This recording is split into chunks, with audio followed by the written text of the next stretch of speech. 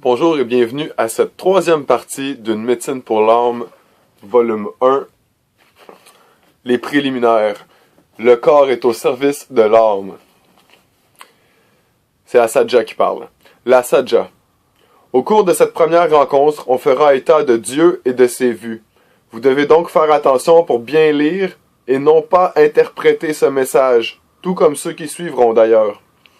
Ce que l'être humain, la nature humaine, peut comprendre dans un message est bien souvent différent de ce que la nature cosmique, la nature parallèle, veut envoyer à l'être humain. Faites bien attention lors de la lecture des messages de ces manuscrits de ne pas faire d'interprétation. Laissez plutôt émerger vos compréhensions. La publication de ces messages tient plus d'un manuscrit que d'un livre, car les manuscrits contiennent des informations, un savoir, une connaissance sur votre monde et votre humanité qui date de plusieurs générations et de bien des siècles. Ils constituent donc un rappel à la mémoire des êtres humains. Le temps est venu de faire la lumière sur l'âme, sa qualité, son projet, son évolution, ses buts et pourquoi elle interfère dans la dimension terrestre. Le temps est venu dans votre monde de préciser pourquoi des âmes régressent, d'autres évoluent, alors que certaines stagnent. Le temps est venu dans la démarche évolutionnelle de l'humanité de parler de l'électrum 21. L'électrum 21 est un amalgame de 21 sortes d'énergie qui constituent l'âme dans sa condition humaine alors qu'elle habite un corps physique. L'évolution de la Terre va de pair avec l'évolution de l'âme. Malheureusement, l'âme a acquis aujourd'hui une telle force dans le corps humain qu'elle est capable de le détruire. Quand le corps en est arrivé à s'autodétruire, c'est que la Terre peut aussi s'autodétruire. Mais ni la Terre ni les êtres humains ne vont s'autodétruire comme cela s'est produit en Atlantide, il y a plusieurs milliers d'années. L'Atlantide s'est autodétruite parce que les êtres humains avaient atteint un savoir mais pas une sagesse. Il y a une différence entre savoir et sagesse. Le savoir est quelque chose qui est vécu avec sentiment et émotion. La sagesse est quelque chose qui est vécu et absorbé et dans sa compréhension énergétique et dans sa compréhension physique. Les humains attribuent le nom de sage aux personnes d'un certain âge, mais il n'y a pas nécessairement de corrélation entre l'âge physique de ce que vous appelez la sagesse. Cela dépend beaucoup plus du niveau d'autodéfinition du cervelet de l'être humain. On utilisera beaucoup de termes techniques dans ces manuscrits, mais nous ferons en sorte de les rendre accessibles en les vulgarisant. Le corps sert à l'âme pour sa progression.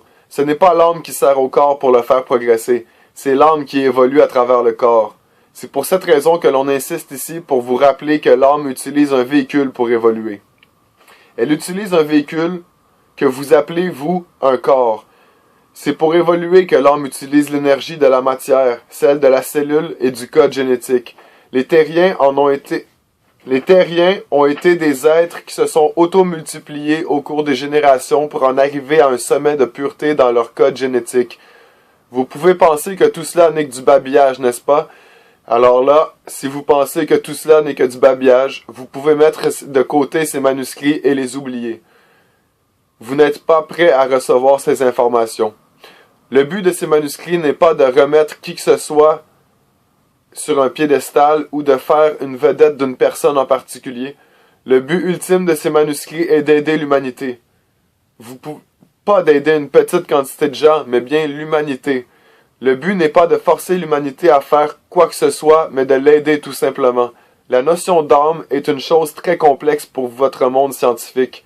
Elle est pourtant tellement simple pour nous du monde parallèle, tellement élémentaire, diriez-vous, qu'il nous est parfois impossible de traduire en mots ce que l'âme est, ce que peut être l'âme et quel rôle elle joue dans l'évolution de la Terre.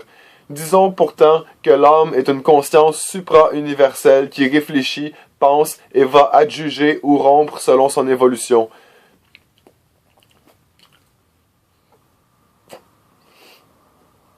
L'électrum 21 est un amalgame de 21 énergies qui vont de l'énergie la plus simple à l'énergie multiple. L'énergie simple, le premier tiers de l'électrum 21, appartient à la masse matérielle, dans le monde de la matière. Dans le deuxième tiers, on trouve la masse moléculaire, c'est-à-dire les atomes, etc. Dans le troisième tiers, la masse spirituelle, la masse moléculaire cosmique, le monde parallèle. À ce sujet, il y a à peine quelques années, un de vos auteurs américains, dans un livre intitulé « 1 », a ébauché cet ultime message d'unité que vous avez entre les mains. mais son livre ne devait être qu'un chemin de préparation pour l'humanité et non pas la porte d'accès à la compréhension de l'Électrum 21. Ce qui est important pour l'âme lorsqu'elle habite un corps humain, c'est qu'elle n'ait pas la faculté de se souvenir de ses vies passées. Il est inutile pour l'âme de savoir ce qu'elle a acquis au cours de ses vies passées. Ce qui est important par contre, c'est la somme de ses expériences. C'est pour cela que la globalité que sont le corps humain, la conscience humaine, le cerveau humain et votre intellect en somme ne peut et ne doit pas se rappeler de toutes les vies passées de l'âme. Cela pourrait nuire et nuirait effectivement à son développement, autant sur le plan terrestre que sur le plan spirituel. À quoi vous servirait de savoir que vous avez eu la tête tranchée si c'est pour vous étourdir dans votre vie actuelle? À quoi bon savoir que vous avez été un dieu ou une déesse dans une autre vie si cela peut vous empêcher de bien fonctionner dans vos rapports avec vos semblables? Ce n'est pas cela qui est important.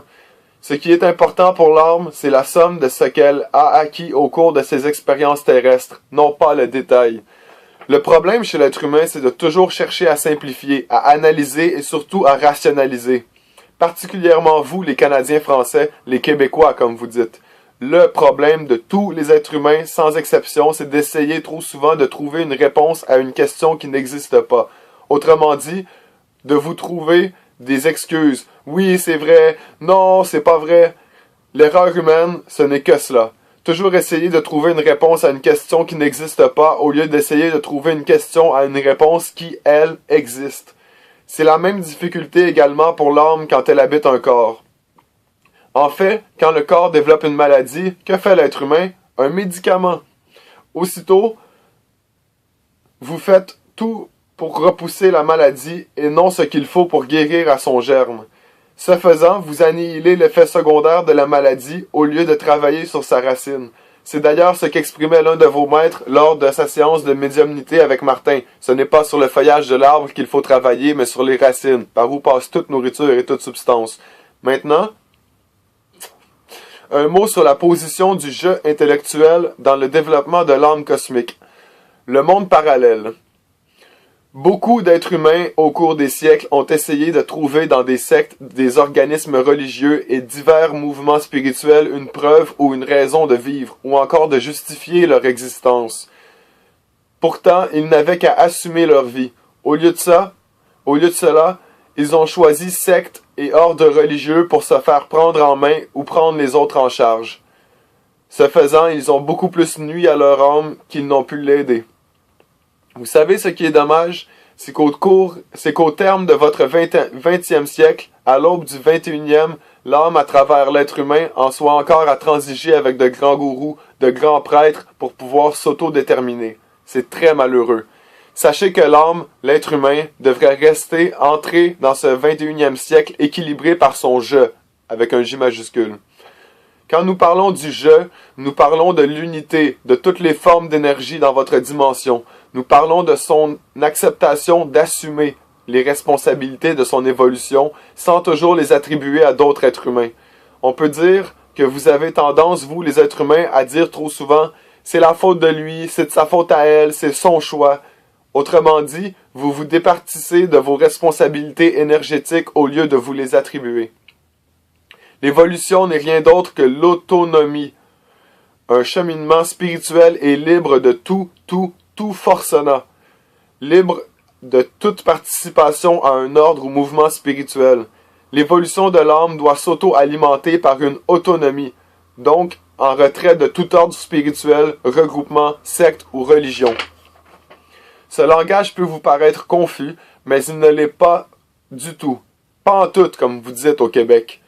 Après maintes et maintes mûres réflexions, l'âme un jour découvre que son évolution passe par l'autonomie spirituelle, que son évolution passe par le détachement de tout ordre religieux, mouvement ou secte spirituel. Quand vous reconnaissez quelque chose de mal chez l'autre, c'est souvent parce que vous l'avez vécu. Vous ne pourriez pas l'identifier sans cela. À quelle intensité vous l'avez vécu, là, c'est autre chose. C'est pour cette raison que, chez l'être humain, ce qui nuit le plus à l'évolution de l'âme, c'est le jugement, l'autocritique. Parce que vous faites votre autocritique quand vous jugez les autres. Essayez d'être modeste dans tout ce que vous entreprenez. Soyez plutôt humble. Soyez plutôt respectueux envers vous et aussitôt vous serez respectueux envers les autres. Essayez d'imaginer toutes les questions et les raisonnements qui peuvent susciter toutes ces informations, ce qui peut vous paraître très peu au premier abord. Mais quand vous aurez terminé de formuler toutes les questions qui vous viendront à l'esprit autour de ce que nous venons de dire, vous allez peut-être constater qu'il vous faudra encore beaucoup de temps pour trouver toutes les réponses et les comprendre. Nous mettons fin ici à cette première rencontre. Nous vous souhaitons toutes les énergies spirituelles les plus pures et les plus sincères dans votre réflexion et dans votre démarche, pour vous ainsi que pour ceux et celles qui vous entourent. Nous souhaitons que vous poursuiviez votre recherche pour que nous puissions vous donner énergie, amour et confiance, paix, abondance d'informations, authenticité et transparence pour tous ceux et celles qui, comme vous, lisez ces manuscrits, vont travailler avec les informations qu'ils contiennent. Transparence! On dit transparence pour tous ceux et celles qui, de près ou de loin, un jour travailleront avec ces informations. C'était la lumière universelle qui s'exprimait. Lumière, joie, éternité en vous et autour de vous. Prochaine étape, prochaine partie, discourir avec la raison plutôt qu'avec l'énergie de l'âme. Encore dans les préliminaires, les premiers échanges. Je suis très heureux que vous ayez lu.